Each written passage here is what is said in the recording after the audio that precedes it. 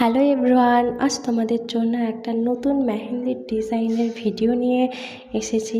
ডিজাইনটা খুবই simple and ইজির মধ্যে রেখেছি। যারা ডিজাইন সেরকম একটা করতে পারো না তারাও চেষ্টা করবে, তারাও করতে পারবে। ডিজাইনটা ব্যাক হ্যান্ড এবং ফ্রন্ট হ্যান্ড যেই সাইডেই করবে সেই সাইডেই ভালো লাগবে। ডিজাইনটা যদি তোমাদের ভালো লাগে তাহলে অবশ্যই নিজেদের হাতে একবার হলেও চেষ্টা করে দেখবে।